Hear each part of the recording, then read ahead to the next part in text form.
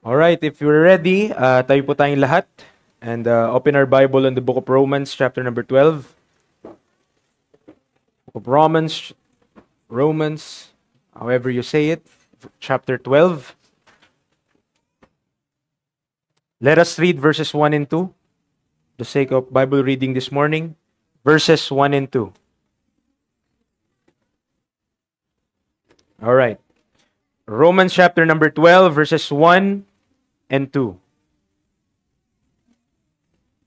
Sabay-sabay po tayo. Ready, read. I beseech you therefore, brethren, by the mercies of God, that ye present your bodies a living sacrifice, holy, acceptable unto God, which is your reasonable service. And be not conformed to this world, but be transformed by the renewing of your mind, that ye may prove what is that good, and acceptable, and perfect will of God. Tayo po muna ay manalangin. Ama namin Diyos, salamat po sa pagkakataon po na ito na idinako niyo po kami muli sa lugar po na ito. Salamat, Panginoon, sa fellowship na meron po kami sa church po na ito. Help us, Lord, to appreciate yung goodness niyo po, Panginoon, sa amin, how you preserve us through the years. Help us, Lord, na maging thankful and grateful for these things. At wag nawa, Panginoon, kaming like you said in the Bible, no, not to devour one another, nor to bite one another, lest ye be consumed one with another. But Lord, help us to practice kung ano po nakasulat sa iyong banal na salita. Panginoon, lumalapit po kami sa inyo. Umaasa na kami po ay pakakanin nyo ng inyong salita ngayong umaga. Lord, these people, we know, and we should know, that our sustenance comes from this book. Na ang nutrition, Panginoon, para kami po ay makapagpatuloy sa buhay na naglilingkod po sa inyo at nag-glorify po kayo is not of our flesh, but is of the Spirit. And this book, these words that are here in this book are spirit and they are life. Help us, Lord, na mamuhay kami kagaya ni Jesus Christ, that man shall not live by bread alone, but by every word that proceeded out of the mouth of God. Use me, O God. You know your servant. Alam niyo po, Panginoon, ang aking kakayanan. But Lord, ikaw lang ang nagbigay ng lahat po ng ito, and all the glory should belong to you and to you alone. In Christ's name we pray. Amen and amen. We could sit. Pwede po tayong makaupo, mga kapatid. Alright, so we will continue our study on the book of Romans, chapter number 12.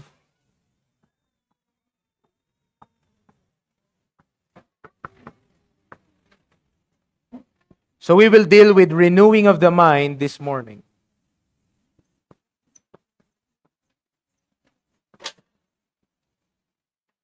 Renewing of the mind. Kung mabasa po natin sa ating text on verse number 2, last week we dealt with this phrase, yung be not conformed to this world.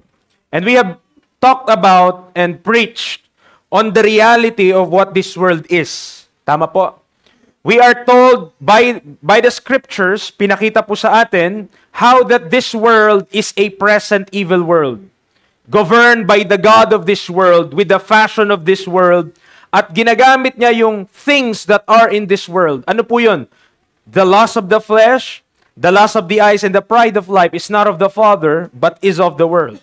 So yun yung mga bagay na Satan, the devil, is using to yung flow ng course of this world to flow. Yun yung ginagamit niya, mga kaibigan, mga kapatid. So this world na kinabibilangan po natin, it is a present evil world.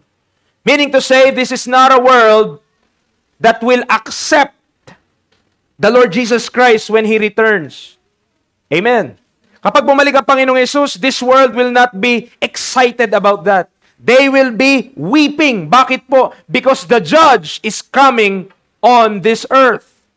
Alright? So, ang ibig sabihin lang, mga kapatid, this world, ang mundo po na where God should be honored and feared. Mga kaibigan, mga kapatid. If outside, kung sa labas, they do not fear God, at least here, God should be feared. Kung sa labas, ang Diyos ay hindi pinapahalagahan o hindi minamahal, at least dito sa lugar na to, it must be shown in our midst, mga kaibigan, mga kapatid, that God is still loved and honored by His people. Anhin mo, sige, ganun naman nasa labas eh. Yun yung realidad nung nasa labas. Pero papaano tayong mga Kristiyano? How should we live in light of that fact from the Word of God? Yes, alam natin ano yung nasa labas, ano po yung mga bagay na ito, no? This present evil world, but what is it to us? Knowing that God's book is in our hands. Ano yun sa atin? Alam natin yung kasamaan sa sanlibutan, but what is it to us? So yung pinag-usapan po natin that we should not be conformed, mga kaibigan, mga kapatid, to this world. But in our passage, you'll notice na pagkatapos ng world ay, sa Tagalog po ang tawag dyan ay tutuldok. A colon, no? And be not conformed to this world, at meron po tayong colon or tutuldok. So this gives light on that first phrase na dinil natin last week. So ano yung first phrase na yun? Yung be not conformed to this world. So para magawa mo yon, para mangyari po yon, mga kapatid, ang sagot ay kasunod ng colon. Nakasunod po tayo? Para mangyari na tayo ay hindi mag-conform o umayon sa sanlibutan na ito, ang dapat mangyari ay itong kasunod. At ano po yung kasunod ng bagay na yon? But be ye what? Transformed by the renewing of your mind. That ye may be, but be ye transformed by the renewing of our minds, of your mind. Hindi lamang we are commanded not to be conformed to this world, hindi lang yun yung inutos sa atin like last week. Bagkos, mga kaibigan, mga kapatid, but on the opposite, okay? Hindi lamang dapat negative ang ibinigay, but there is a positive. Hindi lang sinabihan na huwag kang aayon, pero binigyan ka kung saan ka aayon. Nakasunod po tayo? We are not just told to put off the old man o hubarin yung lumang tao, bagkos ay isuot yung panibago. That is a biblical principle. If there's a negative, there's a positive. But this passage, mga kaibigan, mga kapatid, I want you, dito sa verse number 2, titigan po natin dito, ang sabi niya, before the transformation and the renewing of our mind, is specific po, mga kapatid, kung sinong sinasabihan ng talatang yon. Sabi ng Bible, be ye. Tama? Be ye. And by the way, as a side note, sa Bible po, marami nagsasabi, ang King James Bible daw, mahirap maintindihan. Dahil daw may mga archaic words. Alam niyo po, kapag ang Bible gumamit ng Y, di ba? Halimbawa, you, ganyan, or ye, tapos gumamit siya ng thou, thee, thine, your, dito sa kabila. Ito po, pag ang Bible gumagamit ng Y, that's plural, mga kapatid. Pag ang Bible gumamit ng th, alright, that's singular. So kapag nagbasa tayo ng Bible, alam mo kung sino yung kinakausap o saan tumutukoy. Pag sinabi ko, Kurt, thou art the man, wala nang ibang katabi dun. Why? Pero pag tayo sa ating usage ngayon, sasabihin mo lang, you are the man. Pero sa Bible, pag sinabi niyang you, pangmaramihan po yun, mga kapatid. Pag sinabi niyang thou, isa lang yun. Thou, O Lord, to thine. No, thy, meron din yung thy. May iba't ibang paggamit lang, mga kapatid. Pero itong mga to, thine, ibig sabihin sa iyo. Thee, sa iyo din. Pero, basta. Okay?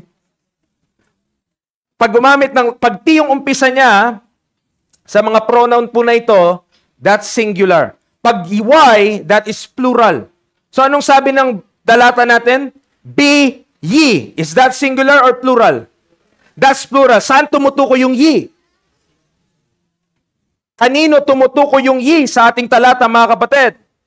That brought us back to verse number 1 na sabi niya, I beseech you. Sino yung you? Brethren.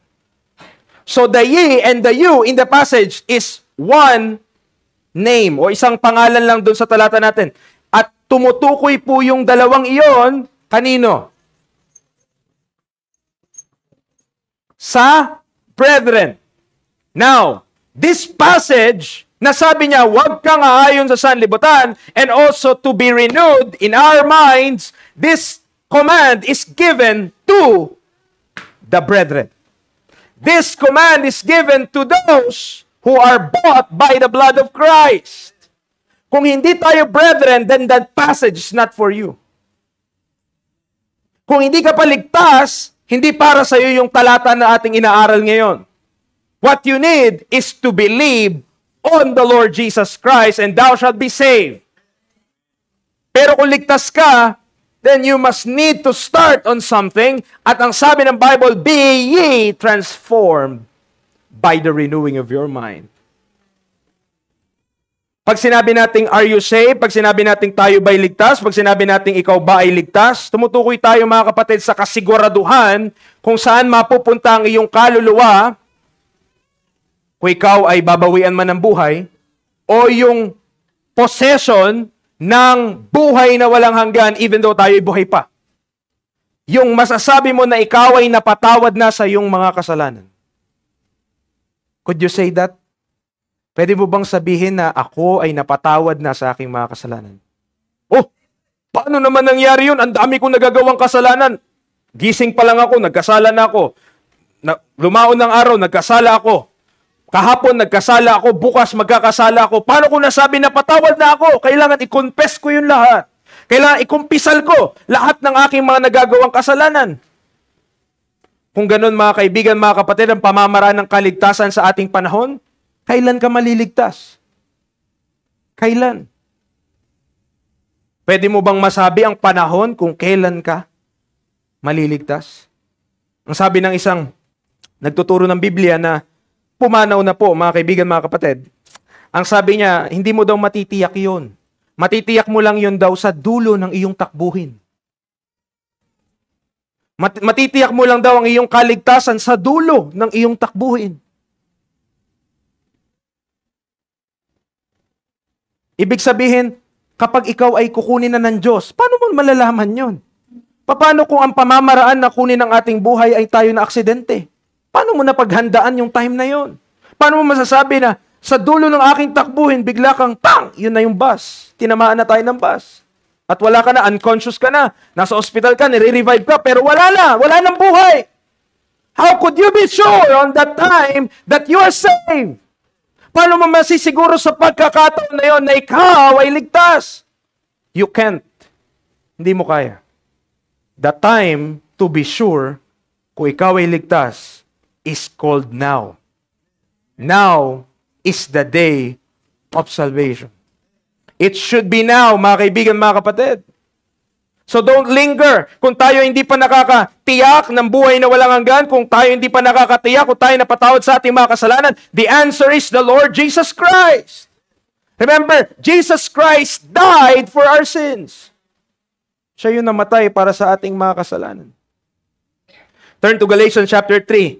I'm speaking on the context of the be ye, sabi ng talata sa Romans 12. And that speaks to brethren.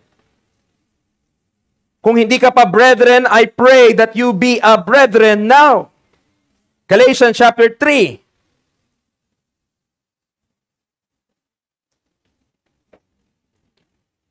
Galatians chapter number 3, verse number 26.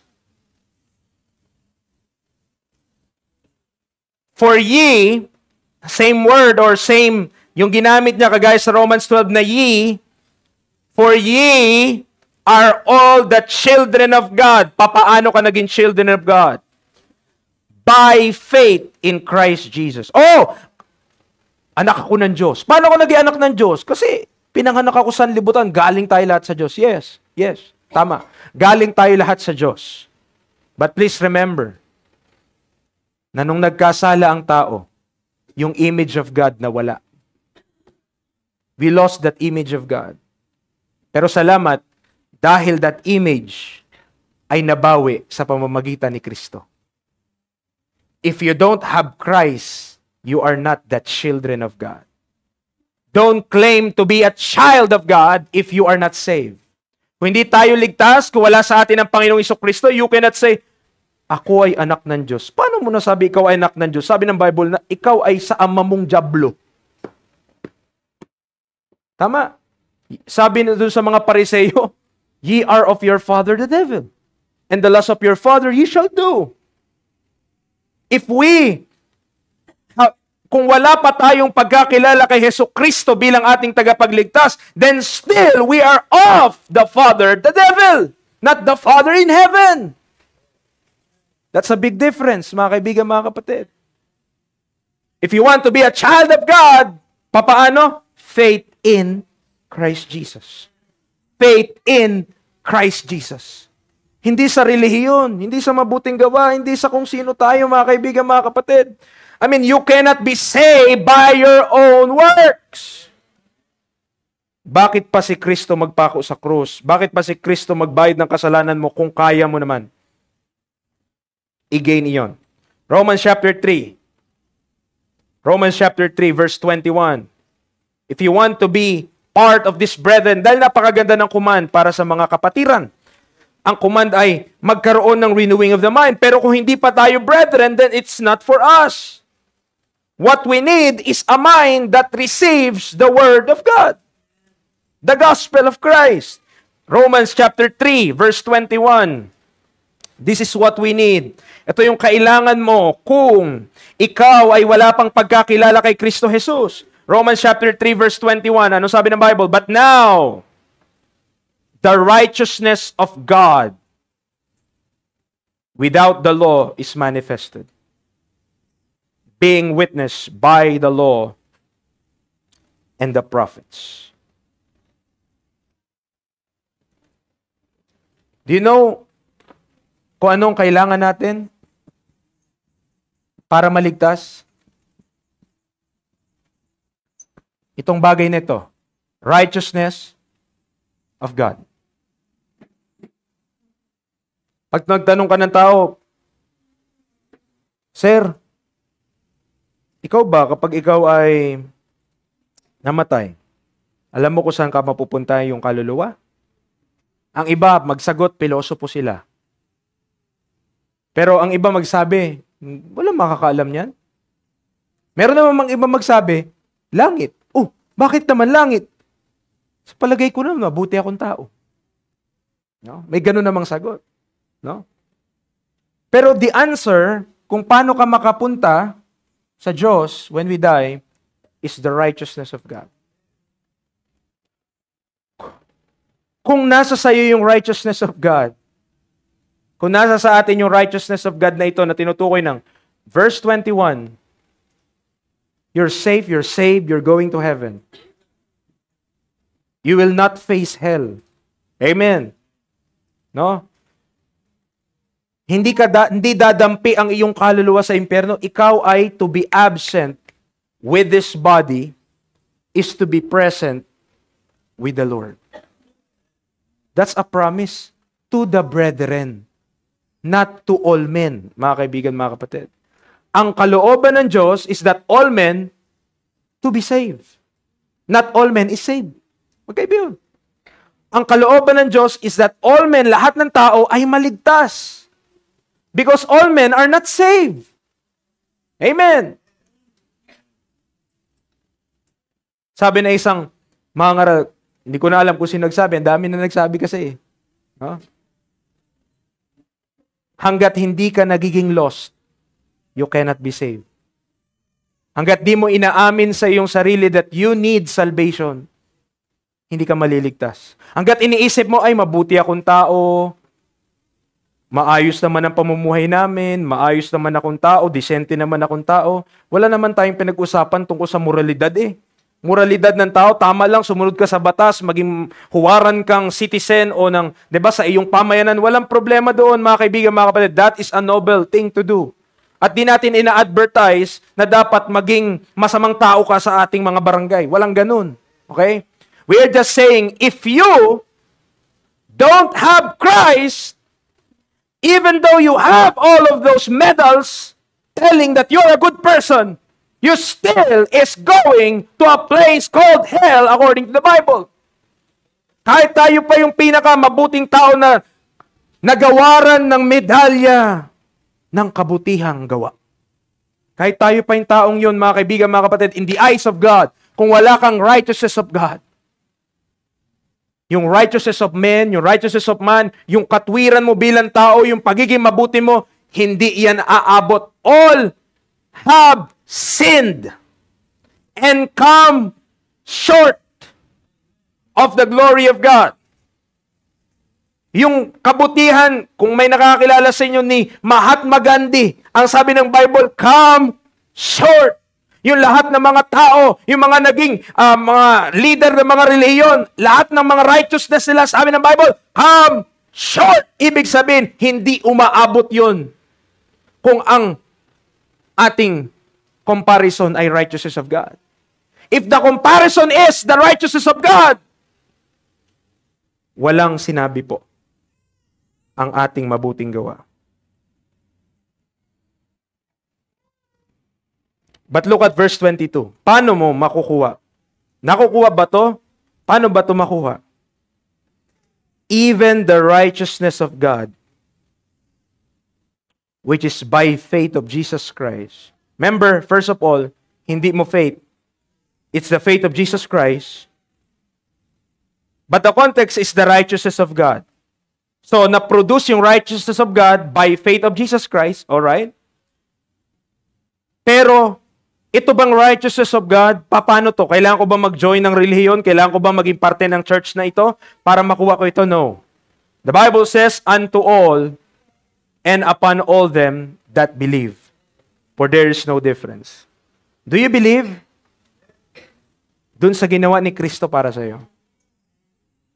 Na yun lang yung kabayaran para sa ating mga kasalanan. For if so, it is upon you, it is unto you, yung righteousness of God. For all have sinned and come short of the glory of God, being justified freely. Notice that word. When we talk about the righteousness of God, no one deserves the righteousness of God. Tama? Nobody deserves it. Walang makapagsabi sa atin dito, ay, iligtas ako ng Diyos. Bakit? Mabuti akong tao. Walang makapagsabi, walang makapag-justify, because no one deserves the righteousness of God.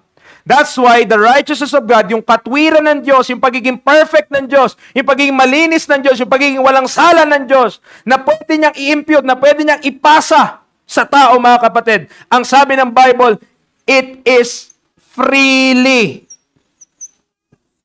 Nakita niyo yung term na yun? Free. It's free. It's not for sale. Hindi ito nabibili. Hindi mo kayang i-bribe ang Diyos, kagaya ng tao. Tama. Tao, pwedeng i-bribe eh. Diba? Mga politician, magaling yan sila sa bribery. Okay. Pero ang Diyos, you cannot bribe Him. Lord, ito ako, yung buhay ko, naglingkod ako sa'yo, hindi pa ba ako ligtas nito? You cannot bribe God. The method of giving His salvation, His righteousness, being justified freely by His grace through the redemption that is in Christ Jesus. Amen. Salamat sa grace ng Panginoon because nobody deserves it. But the moment you believe the gospel, you will receive it.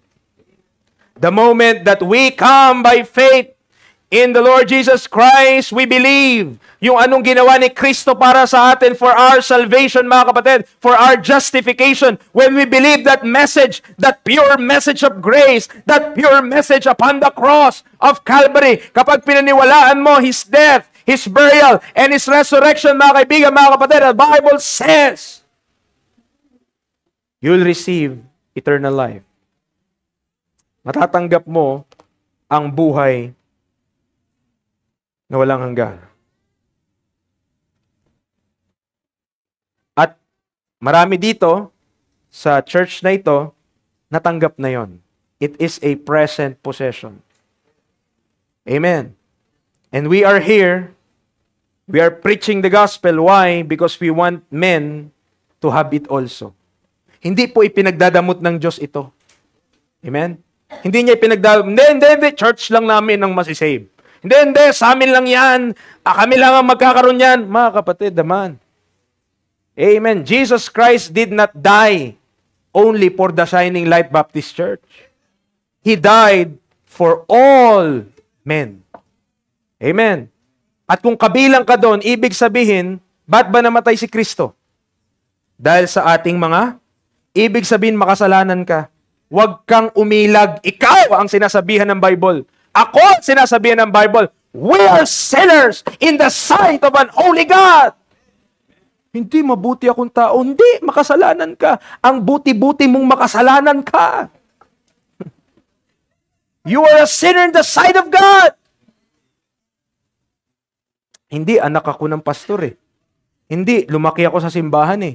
Hindi, matagal na ako sa choir eh. Ha? Yun bang basehan mo ng kaligtasan? Nagka-choir ka? Kailan pa nangyaring gospel yun? The gospel is joining the choir and singing in the choir and singing songs. No, mga kaibigan, mga kapatid, the gospel is Christ's death, burial, and resurrection for our sins. Naniwala ka ba sa mensahe na yan? Baka pinaniwalaan mo lang ang mensahe, ay, si Kristo aking tagapagligtas. How did He become your Savior? I love Him. He loves me. We love each other. Okay. Paano nga yun? How did Christ showed His love to men? But God commended His love toward us, in that while we were yet sinners, Christ died for us. Gusto mo magtanong, how did Christ showed His love to men? Namatay lang naman siya para sa iyo. Kung iniisip mo, walang pakialam sa akin ibang tao, wala talagang may pakialam sa akin, still, meron pa rin isa. Hindi ka pa rin nag-iisa. Amen. Kung iniisip mo, ako lang talaga ang nagmamahal sa sarili ko, oops, wait lang, merong isa. By the way, ang ginawa niya, namatay siya para sa iyo. He died on that cross for you and me. Amen. Do you believe that? Ginawa niya yun because He loves you. Kung mahal ako ng Diyos at mayaman ako, hoops. He was rich, yet for our sakes, He became poor. That through His poverty, we might be rich. Mga kapatid, one day, hindi ka na maghahanap ng pera doon sa langit, mga kapatid, tusawa ka doon. Pero dito, we will go through suffering, we will go through hardship dito sa lupa, mga kaibigan, mga kapatid, and that is just the same because we are made conformable unto His death. Kung paano si Kristo dito sa lupa, it is just proper that His servants become like He is. Ano yung dinanas ni Jesus Christ? Hardships, betrayal, ano pa? Dinuraan siya, niyurakan siya. Minsan tayo, di ba? Pag may hindi lang maganda nasabi sa atin, Aba. Hindi na tayo katulad ni Kristo. Amen. Naging katulad na tayo, hindi mo ko pwedeng makanting. Sino ka? Okay? But being made conformable unto His death. So sabi niya, verse 24, being justified freely by His grace through the redemption that is in Christ. By the way, Jesus Christ is siya yung nagre-redeem. Okay? Hindi yung kahit anong kaya natin gawin. Verse 25, whom God hath set forth to be a propitiation through faith in His blood, to declare His righteousness for the remission of sin that are past through the forbearance of God, to declare, I say at this time, His righteousness, that He might be just, and the justifier of him which believeth in Jesus. In God's standard. Bawat isa po sa atin dito may standard, mga kapatid. Tama? Wala kayong standard? Ba't yung damit nyo ngayon, pinili-pili nyo pa yan? Wala kayong standard. Ay, ito isusuot ko ngayon para magmukha akong maganda. Ay, ito yung isuot ko ngayon para magmukha akong gwapo. Diba? Kung wala kang standard, magsuot ka lang din, parang tambay ka lang sa labas. Diba? We have standard. And God has a standard, and His standard was holy, mga kapatid. Ang pamantayan ng Diyos, He is perfect, He is righteous. At ang Diyos na banal, hindi siya mga kapatid, hindi siya bababa sa standard niya. Yun siya. Hindi siya bababa na para lang mahalin ka niya, sige, ibababa ko standard ko. No, hindi ganun. Mahal niya tayo, kaya hindi niya binaba ang standard niya ng righteousness. Kung ano yung dinidemand niya, yun ang inabot ni Jesus Christ. Dinidemand na Diyos, perfect. Sacrifice na perfect. Ano ginawa ni Jesus Christ? He became the perfect sacrifice for our sins. Bakit po? Because God, hindi tumatanggap ang Diyos. Mga kapatid, hindi siya tatanggap. Diba sa Old Testament, nang may blemish? Isipin mo naman, mag-o-offer sila ng tupa sa Diyos, yung pilay. Mag-o-offer sila ng tupa sa Diyos, yung bulag. Hindi tumatanggap, sabi niya. Sabi dun sa Book of Malakay, sige nga, i-offer niyo yan sa governor niyo kung tatanggapin. Diba? In God's eyes, in God's standard, yung ginawa ni Jesus Christ, it pleased Him. It became the propitiation. Ibig sabihin mga kapatid, the Father is already pleased. Yung ginawa ni Jesus Christ, that's enough. Yung ginawa ni Jesus Christ, that's already what I need. Amen. Yung ginawa ni Jesus Christ, that's a sweet-smelling savor unto God. That's already sufficient. Ibig sabihin, sapat na yon. Yung ginawa ni Kristo, wala ka nang idadagdag doon. It doesn't need to be added unto or to be bawasan. Hindi mo pwedeng bawasan, hindi mo pwedeng dagdagan. Ang ginawa ni Kristo Jesus ay sapat. At kung paniniwalaan natin, justified freely by His grace. And the righteousness of God, the moment we believe, napasa atin. Amen. Bakit tayo napunta doon? Because according to Romans 12, yung command sa verse number 2 na be ye transformed is given to the brethren. At kung hindi ka pa nagtiwala kay Kristo lang talaga at nagtitiwala pa tayo sa ating sarili para tayo masave, mga kaibigan, mga kapatid, then we need to be saved. Amen. We need to believe the gospel. We need to believe na si Kristo lang ang tagapagligtas at hindi ang ating mga sarili. We preach the good news because there is also a bad news. And what is a bad news? There is a burning hell na dun sa mga hindi naniwala, we are already condemned. Pero sa mga naniwala, praise the Lord. Amen. We have peace with God through our Lord Jesus Christ. So yun po mga kapatid, balik tayo sa ating talata, Romans chapter 12.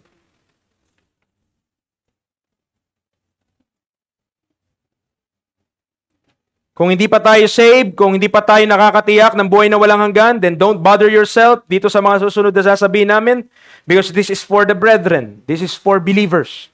Alright. If you are not yet a believer in the Lord Jesus Christ, what you need is to think and ponder doon sa mga bagay na nasabi natin kanina about the righteousness of God. To search your heart.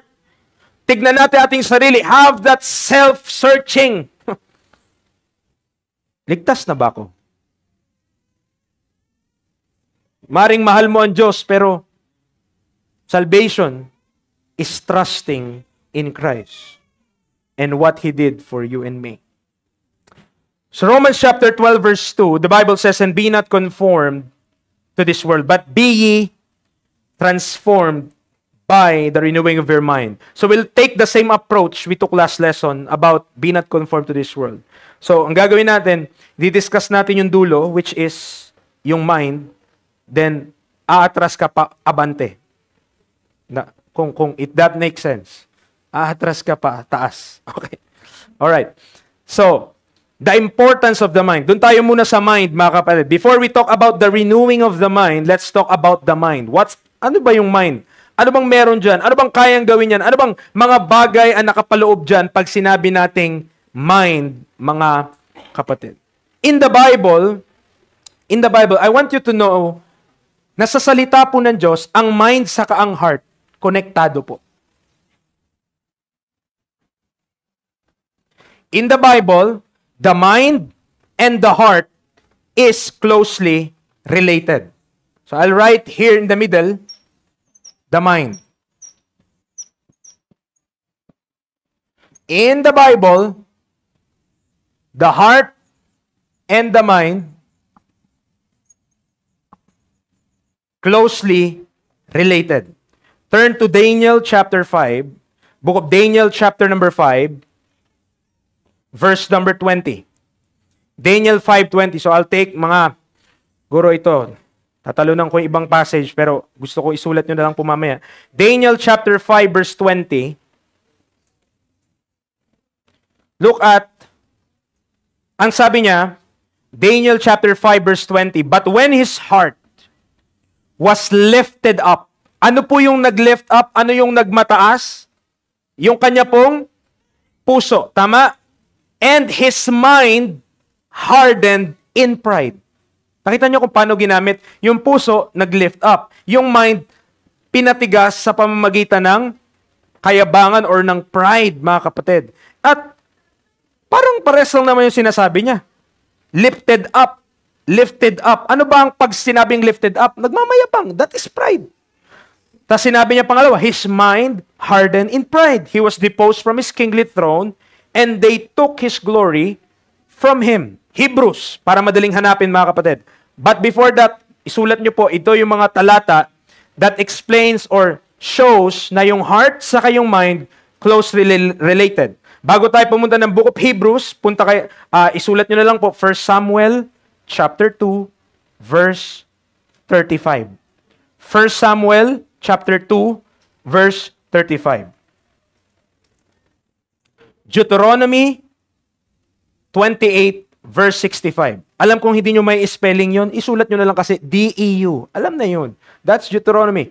Deuteronomy 28, verse 65. Then, First Chronicles. So, lagay nyo lang 1CH. Ano to? Channel 1? Hindi. Chronicles yun. 1CH. So, First Chronicles chapter 28, verse number 9. Verse number 9. 28, verse 9. So, mamaya, pwede nyo tingnan nyo lang po some other time. Hebrews chapter 8, mga kapatid. Hebrews chapter number 8, verse number 10. Hebrews chapter 8, verse number 10. We're still on this point that the heart and the mind are closely related in the scriptures.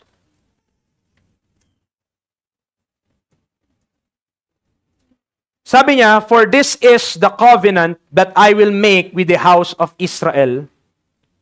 After those days, saith the Lord, I will put my laws into their mind and write them in their hearts. Kita niyo po?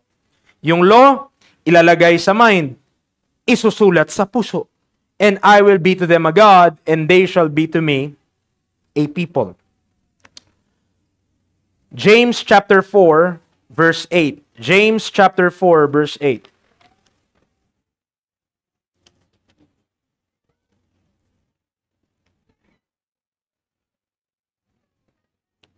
A more popular passage, draw nigh to God, and He will draw nigh to you. Cleanse your hands, ye sinners, and purify your hearts, ye double-minded. So makita po natin, marami pong mga talata that tells, tarang pag nakita mo yung heart, merong mga passage na kasama yung mind doon, or yung mind kasama yung heart sa passage po na yun, mga kapatid. Because, pag ang Bible ang tumutukoy sa heart, okay, yung heart, pag sinabi ng Bible heart, hindi po palagi na yung physical heart, na yung tumitibok, nagpapump ng blood. Okay. Okay?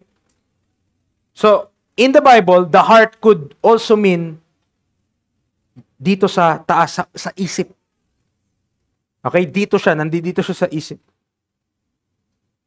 Minsan kasi na ano lang natin, nasasabi na, ilagay mo sa puso mo, tas ilagay mo sa isip mo, tas ibaba mo sa puso mo.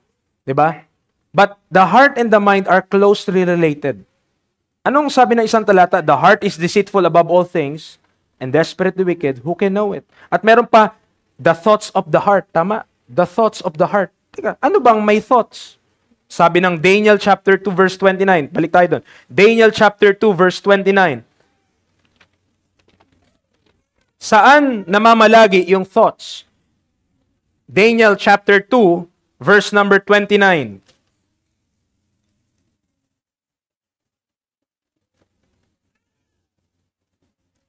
Daniel 2, verse 29.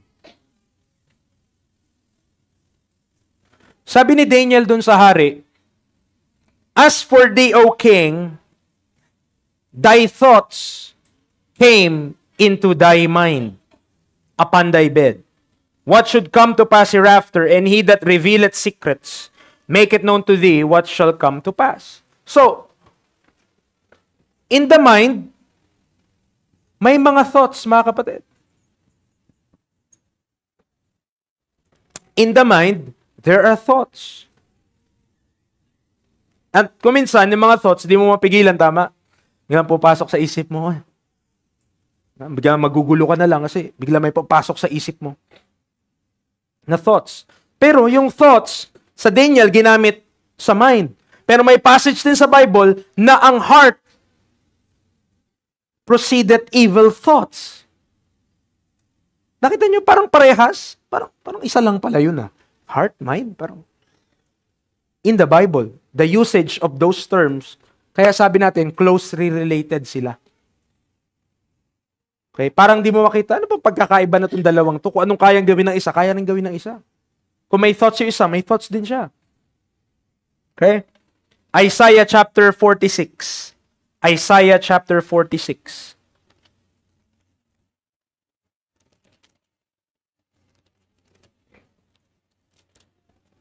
Isaiah 46, verse number 8.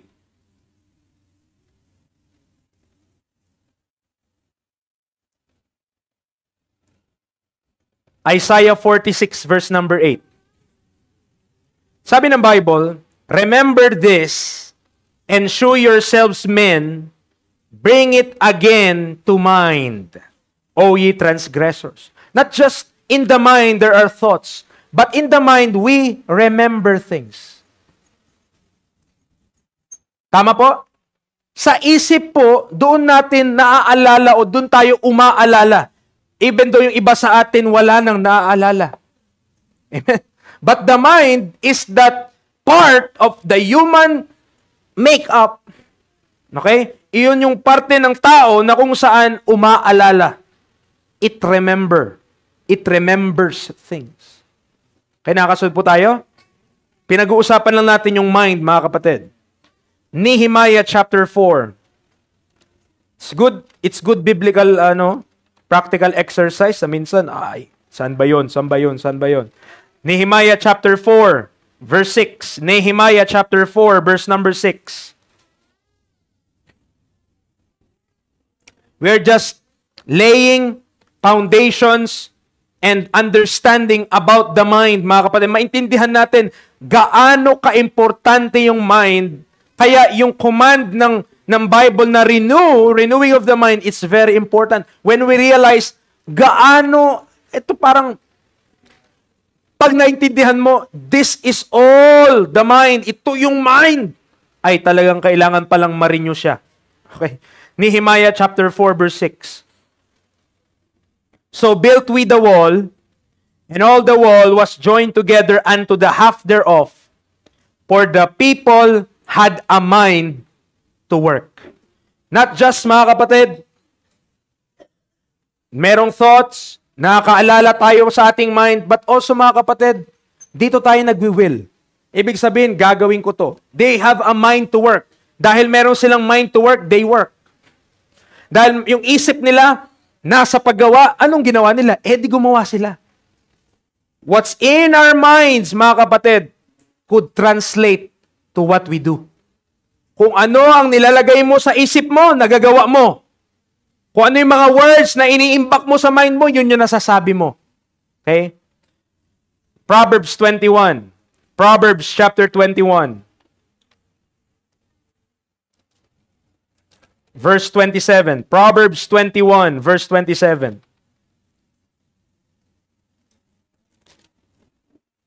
Proverbs 21, verse 27. "The sacrifice of the wicked is abomination.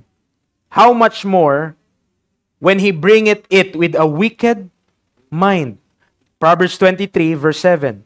Proverbs 23 verse 7. Isang ganun lang po nyo. Verse 7. For as he thinketh in his heart, so is he. Eat and drink, saith he today, but his heart is not with thee. When we talk about the mind also, mga kapatid, kung ano ang nasa isip mo, yun ka. It shows what the person is. Tama? Sino ka? Kung anong nasa laman ng isip mo, yun ka eh. Kung anong tumatakbo sa isip mo, kung ano yung mga nakalagay dyan, yun ka, mga kapatid. Kung ang nakalagay sa isip mo, A1, B1, C3, Rook A5, chess player to. Kasi yung nakalagay sa isip niya, mga moves ng chessboard. Okay? Kung ang nakalagay sa isip niya, Bon Jovi, Eraserhead. Kung ganun yung mga nakalagay, musikero siguro to, o kaya fanatic to sa mga banda-banda, no? Kasi yun yung nakalagay sa isip niya. Kung ano yung nakalagay sa isip natin, that shows what type of person you are. Kung anong uri ng tao tayo, mga kapatid. Okay? Kung nakalagay 500, 300, 400, utang yun, mga kapatid. Utang. Yun yung mga binabayad sa Bombay. So, it describes the person. Kung anong nakalagay sa ating mind, mga kapatid, it shows who we are. Kung sino tayo. Okay? Matthew chapter 22. Matthew chapter 22.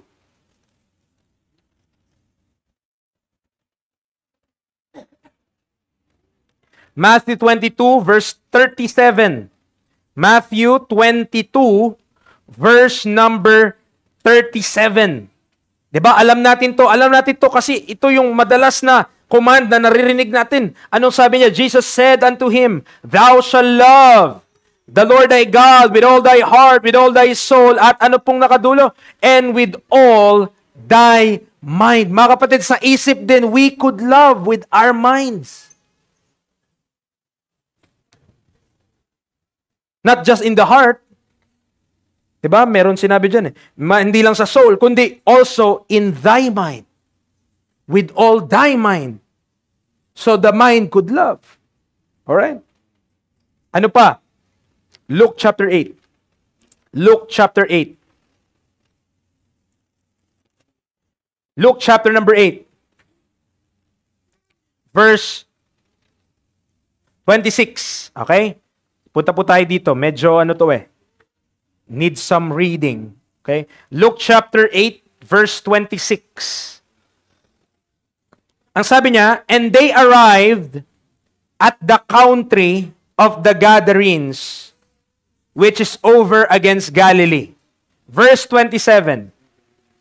And when he went forth to land, there met him out of the city a certain man. So meron po, si Jesus Christ, kanyang mga disciples, meron silang na-meet doon sa syudad, out of the city. Ano po yung tao na yon? Which had devils long time. So may mga jablo sa tao na yon.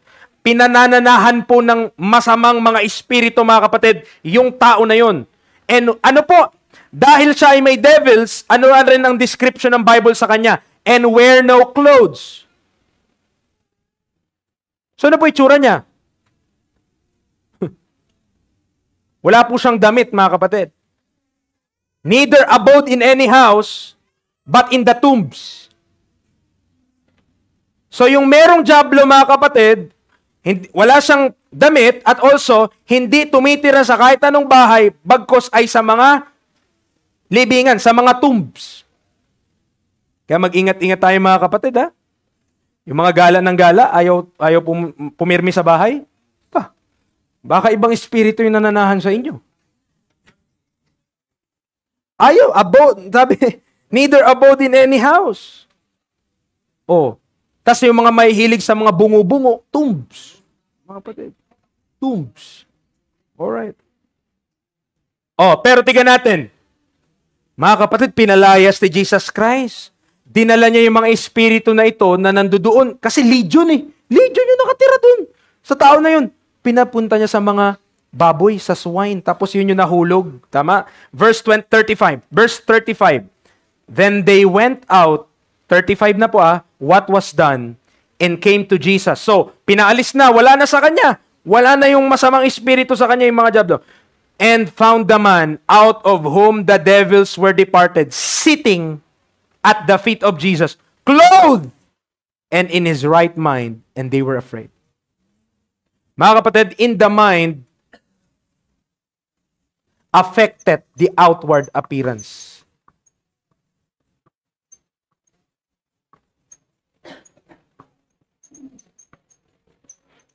Doon sa binasa natin noong una, anong nangyari doon sa tao na yon? Siya'y pinananahan ng mga diablo. At dahil doon, sa senaryo na yun, mga kapatid, wala siyang damit, hindi siya tumitira sa kahit anong bahay, at mga kapatid, mahilig siya doon sa sementeryo. Okay? Sa mga tombs. Pero, nung pinalayas ng Panginoong Hesus, yung espiritu na nananahan sa tao na yun, pinalis, nilagay doon sa mga baboy at nahulog sila. No, nahulog yung mga baboy na yun at namatay. Mga kapatid, ano nangyari sa itsura ng tao na yun?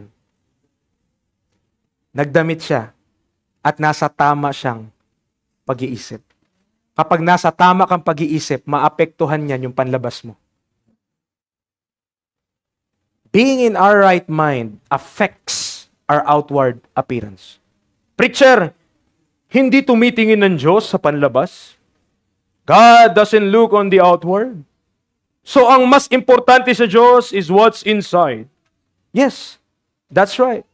What's important to God is what's inside of us. Mas importante sa Diyos kung anong nasa loob natin, yung nasa puso natin, yung nasa isip natin. Pero mga kapatid, kung anong nasa loob, it shows outside.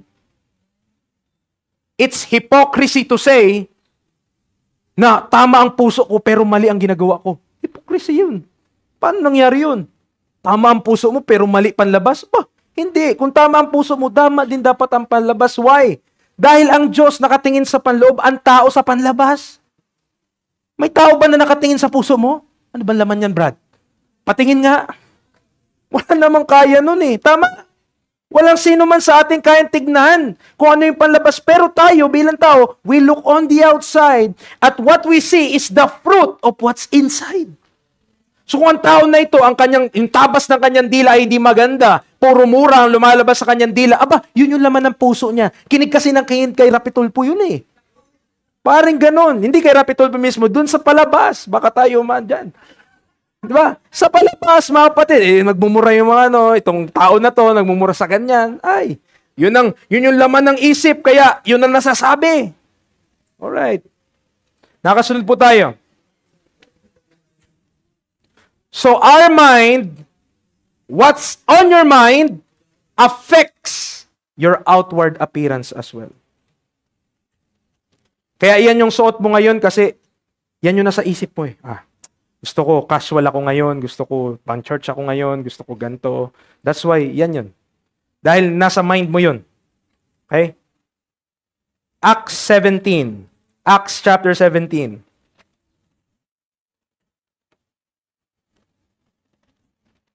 Acts chapter 17 verse 11. Acts chapter 17 verse 11.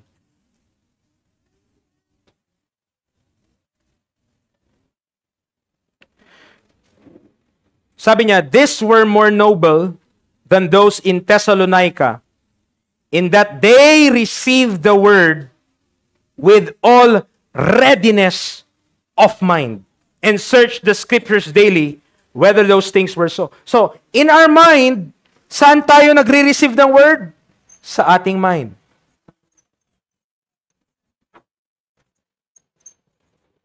Kita natin, with all readiness of mind, yung pagiging handa nila na makinig, yung pagiging handa nila na makatanggap ng salita ng Diyos, it serves them well dahil sa mind nire-receive ang word. Amen? They receive the word of God in their minds. Romans chapter 1. Para di tayo masyadong mahirapang maghanap. Acts, Romans. Romans chapter 1 verse 28. Romans chapter 1 verse 28. Not just in our minds, we receive the word, but also, verse 28. And even as they did not like to retain God in their knowledge, God gave them over to a reprobate mind. At anong gagawin? To do those things which are not convenient. So in the mind, you also do. Binigyan ng reprobate mind to do. So ang mind mo, kung anong nakalagay dyan, syempre, yun yung ginagawa mo. Alright? What's in our minds, we will do. Romans chapter 7. Romans chapter 7. Yes, maraming verse. Why? Dahil napaka-importante ng mind ng tao. Napaka-importante what's on your mind. Romans chapter 7 verse 23.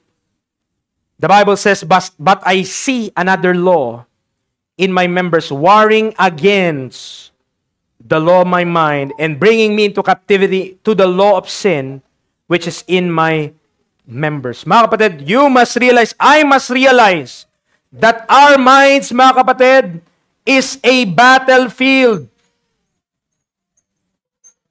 Ang atin pong mga isipan, mga kapatid, meron pong gera na naghaganap saan sa ating mga isipan. There is a war that is ongoing in our minds, a war that it may be pulling you to God or pulling you away from God. Ang Diyos ba, kalooban ba ng Diyos? Ay, mas maganda to, mas madali eh. There is a war. They are waging war. God is waging war in our minds to do His will, or yung kabila, against the will of God. Okay? There is a battlefield. There is a warfare na nagaganap po sa ating mga isipan. Amen. Minsan, the war that is ongoing on our minds is depression. Bigla-bigla na lang, out of nowhere, ang lungkot natin. Parang, bakit ba ako nabubuhay? Wala naman nakakaalala sa akin eh. Totoo lang, kung mamamatay ako, wala namang makakaalala sa akin. Diba ganon? But let me tell you, mga kapatid, nangyayari po talaga yun. And even it happens to the men of God. Kay Elijah nga nangyari yun. Sabi niya, Panginoon, kunin mo na lang ako. Kunin mo na lang ako, Panginoon. Alright. If those things could happen to the great saints of God, mga kapatid, we are not exempted to those things. Maybe, iniisip mo minsan, wala naman akong kwenta dito sa church eh. Ano bang ko dito? Ano bang ginagawa ko dito? Makanta lang ako? Meron bang magandang nagagawa yon? Kung di man ako aaten, tigam walang bibisita sa akin. Walang mangangamusta sa akin. Hindi ba ako mahalaga? And it could drive you to, pwede kang mapunta sa kalungkutan or, di ba, marami mga pangyayari sa buhay na pwedeng ganun yung, Lord, parang kay Jonah ba? Doon sa Nineveh, wala siyang pakialam, pero sa ampalaya na tumubo lang sa kanyang ulunan. Tapos, nung kinalaunan ay inalis ng Diyos sa hangin. Nalungkot dahil doon sa ampalaya, pero sa mga taong mamamatay, hindi. Oh, how sad. Wala tayong pakialam sa kaluluwa ng tao, pero sa aso natin meron. Ay, amen. Tama? Diba? It's true. To the souls of men, we don't care. But to my dog, oh no, don't touch my dog. That's my dog. I'm telling you, that's my dog. Diba? Our minds is a battlefield. Pilit kang hinuhugot ng Diyos sa kanyang salita, while you receive His word, pinupul niya, pinihita ka niya, dito ka anak, dito ka. At ang sanlibutan naman, dito siya nga, makulit ka ha, dito siya. Amen? At pag nagwawagyang sanlibutan, nasa saan ka? Nasa saan tayo pag nagwawagyang sanlibutan? Wala tayo sa church. Wala tayo sa mga gawain. Nasaan tayo? Nasa mga worldly things. Worldly things. Right? Kung tayo nakakaranas ng depression, mga kapatid, kung tayo that is a real thing that really happens. Kung tayo nakakaranas nun, sabi nga ng aking kapatid dyan na congressman, ito, yung kapatid congressman dyan, sabi niya, si Kristo ang sagot sa lahat ng ating mga katanungan. Sa street preaching niya pa yung sinasabi, mga kapatid. No? And that is true, mga kapatid.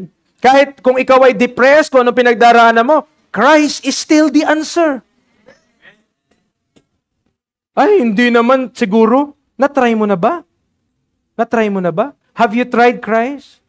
When we say, hindi naman siguro ganun yun. Have you tried Christ? Have you tried minsan na magtiwala kay Kristo kaysa sa ibang tao muna? Bago ka lumapit sa ibang tao, have you tried Christ first? Before anybody else? But we don't believe in Him. That's the problem. Doon pa rin sa Romans 7, mga kapatid, verse 25.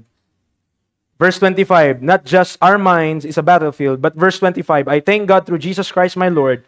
So then with the mind, I myself serve the law of God, but with the flesh, the law of sin. So in our minds, mga kapatid, also, we serve. We serve. Naglilingkod tayo gamit ang atin pong mga isipan. Chapter 8, Romans pa rin. Chapter 8, verse 7. Chapter 8, verse 7.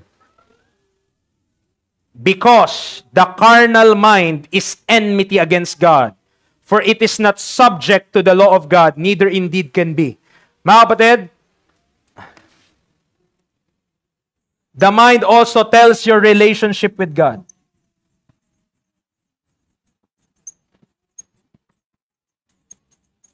Ano ba? Carnal ka? You are in enmity with God. Pero ano sabi niya? Because it is a subject to the law of God, neither indeed can be. Pero kapag nasa tama ka pag-isip, you have a spiritual mind, you are of God.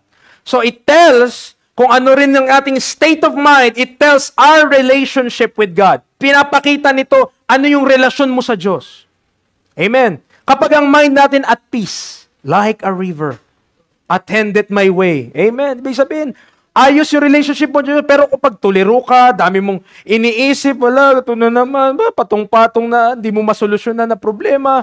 Mga kapatid, kapag ganyan, tawa-tawa itong mga to kasi may internal joke kami tungkol doon eh. So, pag ganun po mga kapatid, it tells what state or what relationship you have with the Father. Amen. Pag yung peace, it just passeth all understanding mga kapatid, glory to God. Kahit anong mangyari, kahit anong unos ang dumating sa ating buhay, we still at peace. We are still at buhay because we know that God holds tomorrow. I don't know about tomorrow, but I know who holds my hand. Amen. Romans chapter 14, still on the book of Romans, chapter 14, verse 5. Chapter 14, verse 5. You see, nakikita ba natin, very, very important ang mind. So that kung ang mind natin hindi sa Diyos or nasa ilalim ng influence ng kaaway, malaki pong problema yan. Romans chapter 14, verse 5. One man esteemeth one day above another. Another esteemeth every day alike. Let every man be fully persuaded in their own minds. In our minds, we are persuaded.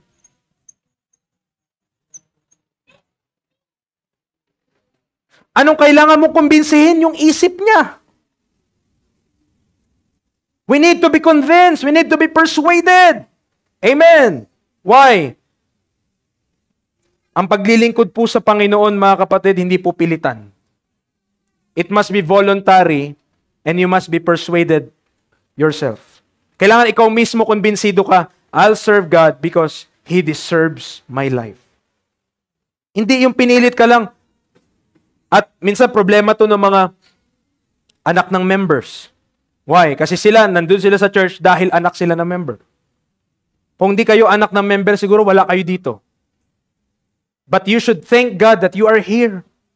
We should thank the Lord that we are here because of our parents na kung saan pinalaki tayo. Salamat, pinalaki tayo sa lugar na ganito, sa lugar na may church, kaysa sa lugar na walang church. Or sa ibang church which teacheth heresy and teacheth against the grace of God. Amen. Minsan ma-appreciate mo lang isang bagay pag nawala na sa'yo. Amen. That is true. Ephesians chapter 4. Ephesians chapter 4.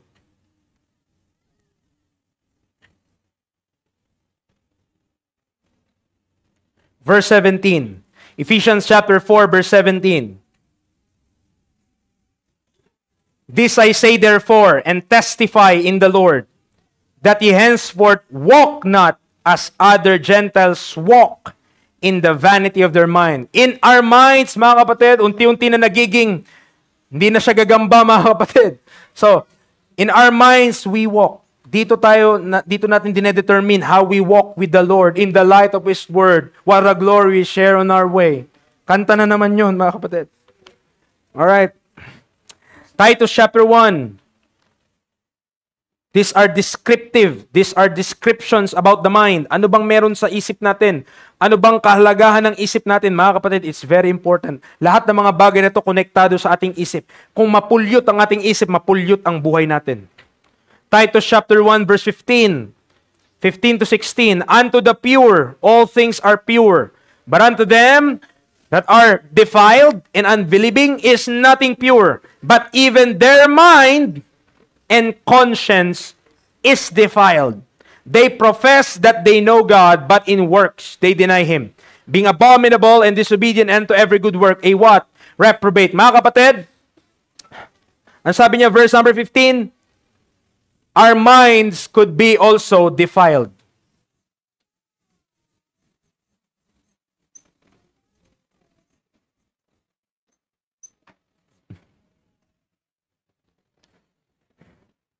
Our minds could be defiled. Kung halimbawa, imagine lang natin, may baso akong hawak dito na may lamang tubig. Yung tubig na yon, galing ng mineral water, pwedeng inumin. Isang patak ng ihi, inumin mo pa. Isang patak lang. Isang patak lang. Ikaw pa pipili kung kanino. Amen? Isang patak lang, inumin mo? Hindi. Bakit? Na-defile na nun yung water. Kahit yung percentage nun, napaka 0.0001% lang ng tubig na yun, over my dead body, preacher, I will not drink of that water. Get out of my face. Tama? So kahit siguro isang patak lang dun, isang drop lang dun, di mo na inumin yun. Why? It is defiled. Kung dun nga sa iniinom natin tubig, napaka may pakialam tayo, how much more sa ating mind. When every day we are defiling our minds with the things na pinapasok natin. Amen. 1 Peter 4. 1 Peter chapter 4. Verse 1. 1 Peter 4 verse 1. For as much then as Christ hath suffered for us in the flesh, arm yourselves likewise with the same mind, for he that hath suffered in the flesh hath ceased from sin. Mga kapatid, ang mind natin, mga sabi ng Bible sa 1 Peter chapter 4, arm yourselves. Ibig sabihin ng mind natin, it could be considered as a weapon. It is considered as a weapon. No? Totoo naman. Bakit? Sa gera? Hindi lang naman sa gera po. Pag may gera, hindi naman palakasan lang yan ng palakasan lang ng eroplano, palakasan lang ng... Hindi po. Pagalingan mag-isip doon. Napakarami nga nila. Napakarami nga nilang mga sandata. En posisyon naman nila, nandun sila sa valley. Yung kalaban nila, nandun sa bundok. Edi, patay sila. Kasi nakikita silang lahat. Habang sila nasa baba, yun nasa taas. Ang ganda. Nasa vantage point yung kalaban, kahit gaano kaganda yung armas mo, kung disadvantage ka sa posisyon at sa pag-iisip, talo pa rin. Amen. The Lord is calling. Tawag sa akin. Alright. So, mga kapatid, our mind is a weapon. Paano natin ginagamit yung mind natin as weapons? Amen? How do we use our mind as weapons? It's very important. Arm yourselves likewise with the same mind. 2 Corinthians 3. Lapit na po dito sa description ng mind na ito. 2 Corinthians chapter 3. Verse number 14. Verse number 14. But their minds were blinded. For until this day remaineth the same veil untaken away in the reading of the Old Testament, which veil is done away in Christ. So the mind also could be blinded.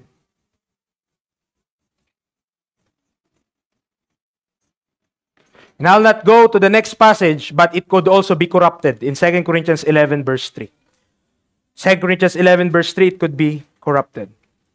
So, ito po, description about the mind, mga kapatid. It's very important. Bago po tayo na-save, ang mind natin in bondage and is under the course of this world. Tama? When men rejects in unbelief the gospel of Christ, kapag tinanggihan natin, ayaw natin yung gospel, mas lalo tayong mabubulag by the God of this world. Because we are not living for God and is ignorant of His word, the Bible tells us in Ephesians 4:17 that we are walking in the vanity of our mind. Nung di pa tayo ligtas, yun lang ginagawa natin. Lumalakad tayo in the vanity of our mind. Hindi natin alam, wala palang katuturan yung ating ginagawa. Yes, we could have earthly success. But that earthly success doesn't mean heavenly success as well. Hindi porket meron tayong dito sa sanlibutan na to, meron tayong acclaim, meron tayo ditong mga awards, doesn't translate, dahil sa mga to, meron ako doon. No. Amen. It doesn't translate to that. Pero salamat sa Diyos when the gospel finally shines forth and we perceive the truth. Thank God that we just need to acknowledge the truth about Christ's death, burial, and resurrection and believe it. Di ba napapasalamat? Ginawang simple ng Panginoon. Amen. Ginawang simple ng Panginoon ang gospel. Ang gagawin mo lang, maniniwala ka lang. Kasi kung pinahirapan pa tayo ng Diyos, dinagdagan niya pa ng iba dyan, tatama rin na tayo. No? Pero salamat, we just need to acknowledge that. Now that I am in Christ and I am a new creature. But I want you to realize na kahit po tayo ay naligtas na, our position is still different from our state. Ang posisyon natin, standing natin sa langit, final. I am saved and is going there. However, my state is an ongoing process. Tama, kasi may growth pa po eh. Tayo ngayon, meron pa tayo, may paglago pa po tayo. From a child to a perfect man, from carnality to spirituality, from sin to righteousness, from a vain mind to a sound mind. That's why we need, dito na tayo magtatapos sa renewing of the mind, Romans chapter 12. I could not finish my outline today, pero okay lang yun. Right? Romans chapter 12, verse number 2. We talk about the mind, pero what needs to be done with this mind? Anong kailangan mangyari sa mind na ito? Be transformed by the renewing of your mind. By the renewing of your mind. Tanong, paano marirenew ang mind? How to renew this mind. 2 Corinthians 4. 2 Corinthians 4, 16 to 18.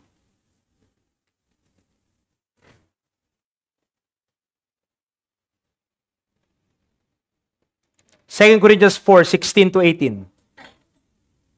For which cause we faint not, but though our outward man perish, yet the inward man is renewed day by day. For our light affliction, which is but for a moment, worketh for us a far more exceeding and eternal weight of glory. Papaano nangyari? While we look not at the things which are seen, but at the things which are not seen. For the things which are seen are temporal, but the things which are not seen are eternal. Another passage, Ephesians 4:23. Yung isang area po doon makita natin, paano ma-renew ang mind? Look on the things which are not seen. Tumingin ka sa mga bagay na di nakikita. Ephesians chapter 4 verse 23. Paano po mangyayari yun? Ano yun? Magiging espiritista kami? No. Through the eyes of faith. Okay? In the scriptures. Ephesians chapter 4 verse 23. The Bible tells us, and be renewed in the spirit of your mind. John chapter 6. Lakipan natin ng John chapter 6 verse 63. John chapter 6 verse 63. You see that spirit of your mind na nakalagay sa Ephesians 4? Punta ka ng John chapter 6 verse 63. This is what the Bible tells us. It is the spirit that quickeneth. Nandiyan pa po kayo? Alright. It is the spirit that quickeneth the flesh, profiteth nothing. The words that I speak unto you, they are spirit and they are life. Itong words na to, the Bible tells us, spirit ito. At buhay ito. Colossians 3:10. Colossians chapter 3 verse 10. Preacher, ba't ang daming verse, mga kapatid? Kailangan mo talagang maraming verse kasi maraming mga dumi dyan sa isip natin na kailangan ma-wash out. Okay? Colossians chapter 3 verse 10. And have put on the new man, which is renewed in knowledge, after the image of him that created him. The bottom line, mga kapatid, para mangyari yung renewing of the mind, para masunod mo yung command to be renewed in our minds, wala pong shortcut, mga kapatid. Ito lang po. Yung words na binigay sa atin ng Panginoon should fill our minds and transform it. There's no shortcut sa bagay na yan. Yung words, ano daw siya sabi ng John 6? Spirit. Yung mga words na yon, itong salita ng Diyos, kailangan malagay sa isip mo. To fill your mind with the words of God, and that will transform your mind. That will renew your mind. Kapag yung salita ng Diyos ay pinunta o nailagay sa ating mga isipan, yun yung magbabago, mga kapatid, ng ating isipan. Yun yung magki-cleanse by the washing of water by the word. Let's say, meron tayong timba, mga kapatid, na napakadumi. Lahat ng uri ng dumi, pinasak mo doon. Pero isang araw, naisipan mo, gusto mo na siyang gawing malinis. So una, siyempre, babakbakin mo yung kaya mo mabakbak. Pero may mga part na dumikit na doon. Ang dumi-dumi niya. So anong kailangan mong gawin? Bubuksan mo yung gripo, papagusan mo ng tubig, kukuskusin mo, gamit yung tubig na yon para mawala yung mga dumi niya at sumama sa tubig. Pag ginanon mo yung timba na yon, meron pa ring dumi, anong gagawin mo ulit? Lalagyan mo ulit ng tubig. Tapos, tatapon mo, titignan mo ulit, marumi pa rin, anong gagawin mo? Tutubigan mo hanggat maubos ng maubos yung dumi na yon. Mga kapatid, kung ang isip natin, simula nung pinanganak tayo, na-pollute ng sanlibutan, we are living in this world at ang na-indoctrinate sa mind natin ay mind ng sanlibutan. What we need is the Word of God with the washing. Yung paghuhugas ng salita ng Diyos. Sige, tubigan mo yan. Tubigan mo pa. Tubigan mo pa. Preacher, ang dumi pa rin ang isip. Tubigan mo pa. Tubigan mo pa. Salita pa ng Diyos. Amen. Kung tayo hindi nagsasawa sa ating mga pinapanood, ngayon, nanood tayo. Bukas, nanood na naman tayo. Kinabukas, nanood na naman tayo. Alas 6 na, ito na yung papanoodin ko. Alas 7 na, ito yung papanoodin. Kung hindi tayo nagsasawa sa mga bagay na yon, how much more dapat na ang turing natin salita ng Diyos pagkain? That you cannot survive without the Word of God, and you need constant na paghuhugas mula salita ng Diyos. Baldyuhan mo pa. Ayan na, ang mind mo, nade-depress ka na naman. Word of God din naman. Amen. Ganun ba tayo? Hindi. Pag may problema tayo, kanino tayo lumalapit? Pag may pinagdaraanan tayo, popost natin sa Facebook. Bakit? Because we want others to empathize to us. Pero yung solution na salita ng Diyos, na-try na ba nating unahin yun? Amen. Minsan, gusto nating mawala yung bunga, pero ayaw nating putulin yung ugat. tabas nga, tinabas-tabas mo, ayan, doon pa rin yung puno. Buhay pa rin siya, mamunga pa rin siya. Why? Hindi mo pinatay yung mismong ugat. Mga kapatid, our minds, ito yung mind natin, napaka-galing ng pagkakagawa ng Diyos sa tao, na nilagyan niya ng mind na pwedeng mag-isip sa kanyang sarili, pwedeng mag-decide sa kanyang sarili, pwedeng gumawa sa kanyang sarili because we are gifted with a mind from our God. Di ka nagpapasalamat, we are not robots. Amen. Di ba tayo nagpapasalamat that we are given freedom to think? Na hindi rin tayo pare-parehas ng isip, mga kapatid, na lahat. Of course, we are commanded to be of one mind, sabi ng Bible. Okay? Pero, we could achieve that even though may iba-iba tayong interest. Alright? What's the point, mga kapatid? Our mind, it's very, very important with all these things na kayang gawin ng mind, kayang i-accomplish ng mind, kayang mangyari sa loob ng mind. And Satan wants our mind. Kaya nga sabi ni Facebook, what's on your mind? Kasi gusto niya malaman kung ano nasa isip mo. Amen. Pero ang sabi ng Diyos, be renewed in our minds. Wala pong ibang way for this process to happen. Walang ibang pamamaraan para po mangyari yung pag-renew na ito sa ating isip, kundi wala po talaga. Wala kang takas. Salita lang ng Diyos. Amen? May kinig ka ng preaching, babasa ka ng Bible tungkol sa Word of God, may fellowship ka, pinag-uusapan yung Word of God, yun talaga. Hindi talaga eh. Kapag ang inaalmusal natin, chismis, ang tinatanghalian natin, buhay ng iba, mga kapatid, talagang yun yung lalabas sa bibig mo. Pero kung Word of God yung ating pinapakain sa ating kaluluwa, that's our sustenance in our mind, we are putting that in our minds, mga kapatid. Woo! Maging spiritual din tayo. Why? Kasi yun yung mamumutawi sa ating mga bibig.